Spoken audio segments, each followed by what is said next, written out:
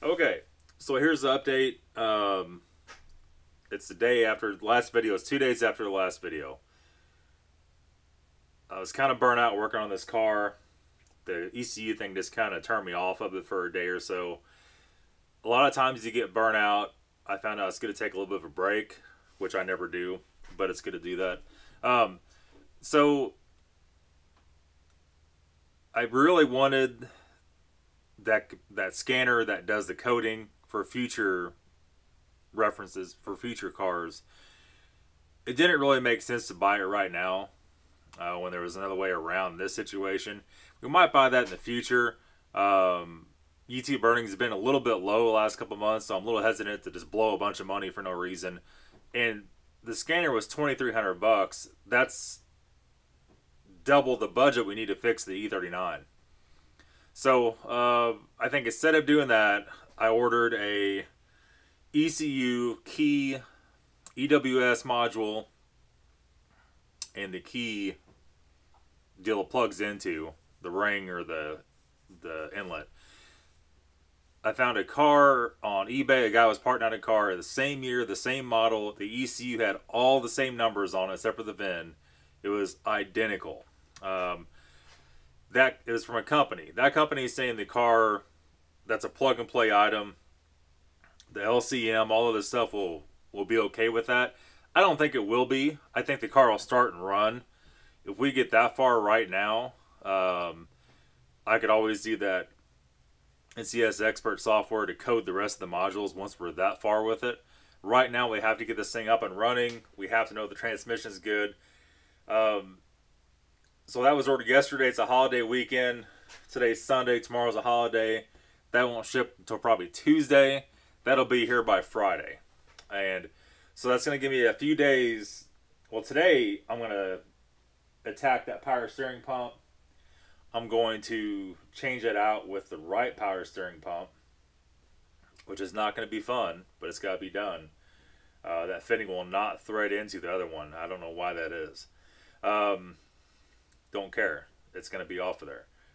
We need to do that. We need to put the CV axles back together and back in so I could then tighten up the ball joints, the tie rods, and put the front wheels back on.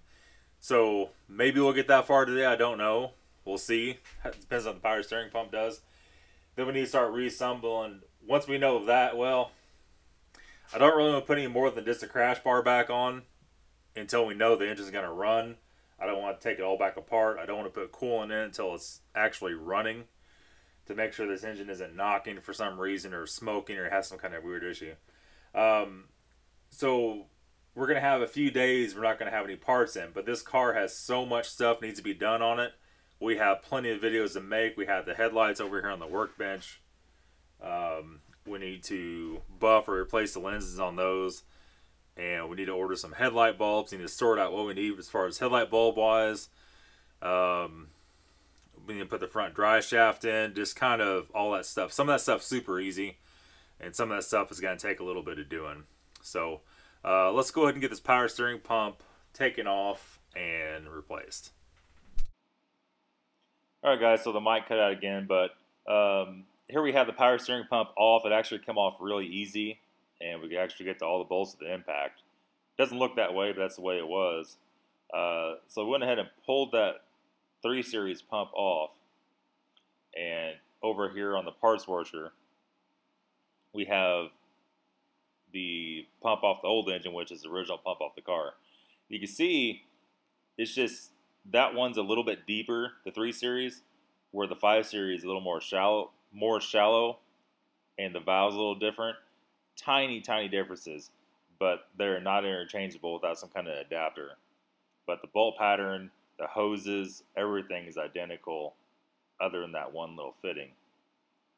And so we're going to cut those factory clamps off too. That's something I should have done beforehand and before we reinstall it back on the car.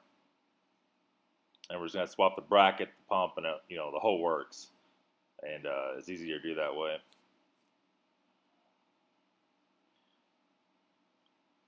So we also need to check the fan, the bottom of the ECU box, or several other things. And I found out today the ECU is coming from St. Louis, so it may be here as early as Wednesday. We'll see. All right, so we got it reinstalled. This air filter, man, this baby is been there for a long time, and it is pretty damn rough.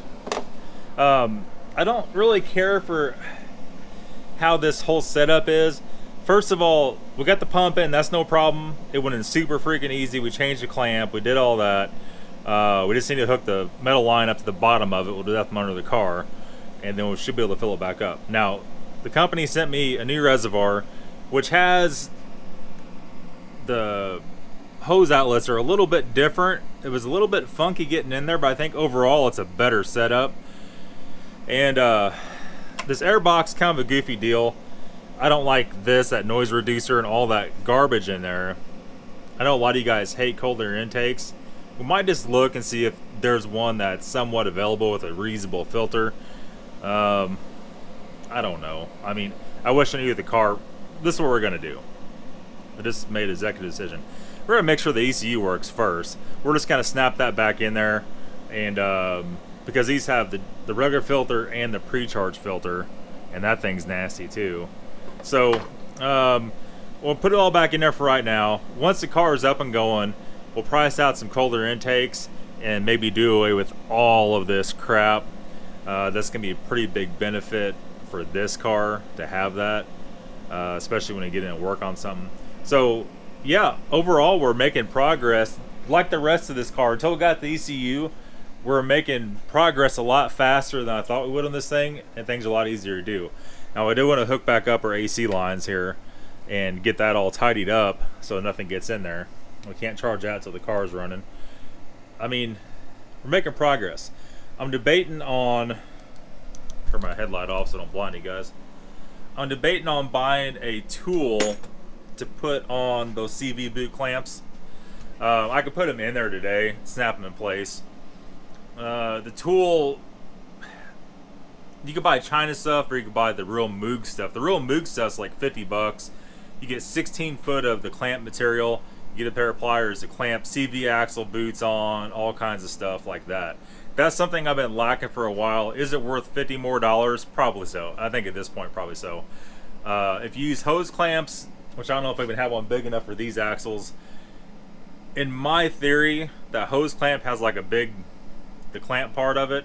In my theory, that kind of throws that axle out of balance. Will they work? Yes, they will.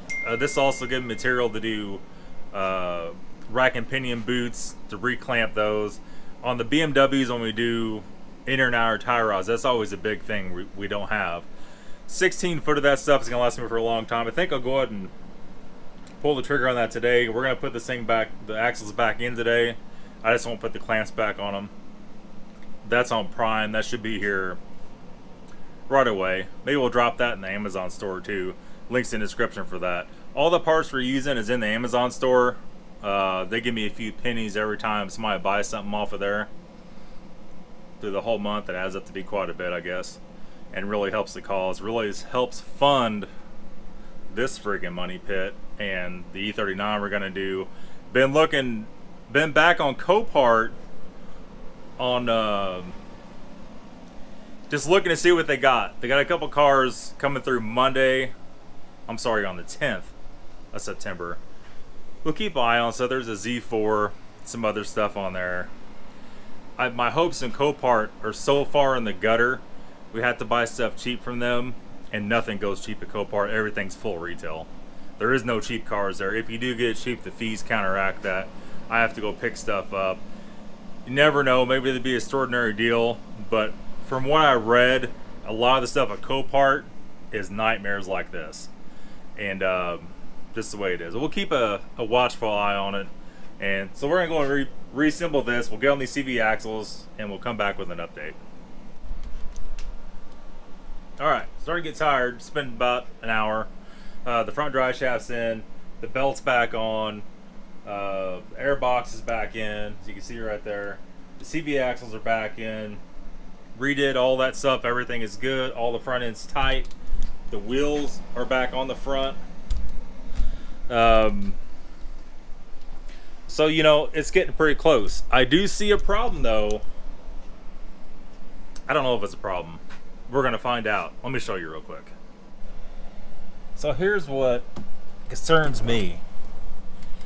I can see a little drip of oil right there.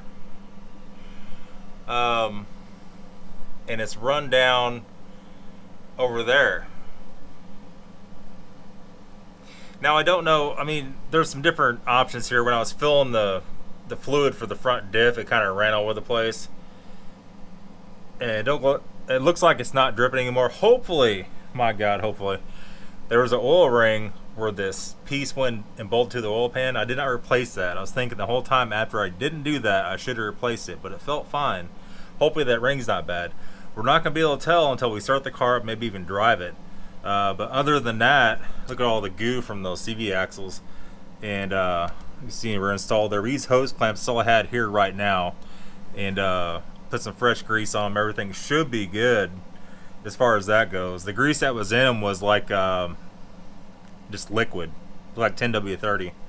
So we put some actual good legit grease in there. And yeah, I don't know. I mean, we'll see. I've never seen that drip. We just won't know. Hopefully it's something running off of something. I don't know. But we will know, I'm sure. If worst case, I could slip that axle back out, separate it, take the 4 bolts off and put a new ring on it. I hate to have to do that, but that might be where that's leading. Or it could be engine oil. Those plates bolt and have engine oil into the plates underneath of it. I took those off and resealed them, but these RTV black on them, and that's some sticky stuff. Everything was cleaned very well. Everything that should not be leaking there at all. So I don't know. I mean, we'll just have to see. It may be nothing. Maybe I'm worrying too much. But yeah, so everything's hooked up. We need to drop the electric fan in. Like I said, I don't want to put too much crap in until we know this thing's going to start and run. So we just put a little power steering fluid in. Make sure nothing's leaking. Nothing is leaking. And we'll see. So, I mean, we got a little further than I thought we were going to get today. That's kind of a stopping point for today on this car. And here's their upgraded power steering loop, cooling loop. You can see it right here. It's just about 2 inches thick as one loop goes through it. E39 had that. They had kind of an issue with them leaking. They had some plastic bits on them, and a few of those are bypassed and the car still worked perfectly fine. There was no issue. But yeah, I mean, I think we're done under the hood. Those headlights, we're gonna attack these things. That might be the next thing. I need to go look right now and see if I can find lenses for it. This has got a broken. It's not broken. It's just falling apart. So I'll take the lenses off anyway and fix all that. They're not that bad of shape. We could definitely buff those out and make them look like new. New lenses will always be the best though. And we need to get the headlight bulbs. Look at all the freaking trash in this workbench. Holy crap, man. But maybe that'll be the next video. I'm not sure yet. We're going to keep making videos every day. We're about, well, the ECU come from eBay, so it's like anybody's guess, right? Before Friday, we're hoping. And once we do that, as soon as we get that in, we'll definitely get back with you guys. Okay, so there's a few things we made progress on. One, I got to thinking about the ECU. It's later the same day, by the way. I didn't even look where it's even coming from. Got some good news. It's coming from St. Louis, only an hour away from me. If I would have known that, it doesn't really make sense to me to drive up there. I could do that and have it tomorrow, but I don't know. We'll see. Burn $40 worth of fuel in the Sequoia to go get that. I don't know. Maybe we'll do that. Also looked up on the headlights, and on these you do have to bake them to get them apart. I didn't know that. That's not that big of a deal though. If I have to take it apart and fix the light and fix that, I mean, these aren't that bad. They'll buff out. But let's be realistic here. Why not go ahead and just buy new lenses for it? They're $100 for the pair of them. And but I think maybe the the responsible choice would be to wait a few days before I order those. Set you guys back down. And make sure the ECU does fix that. Make sure the transmission is good. Then if that's the case, we know everything's good to go. I'll do the air filter thing then, make a decision on that. Order those lenses. I think we're probably, if everything's good, we're probably going to do different wheels on this car. So it needs tires. If it's $500 more, $600 more dollars for a different set of wheels, that would look really good. And if everything else is good, maybe we'll go ahead and do that. A lot of ifs. So that's going to be all for today's video. I think I'm going to spend the rest of the evening here cleaning this place up. I'm so sick of these workbenches being covered. I appreciate you guys hanging around for this build. This build's been kind of a nightmare, but not too bad yet. And that's it. Thanks for watching. Have a good day.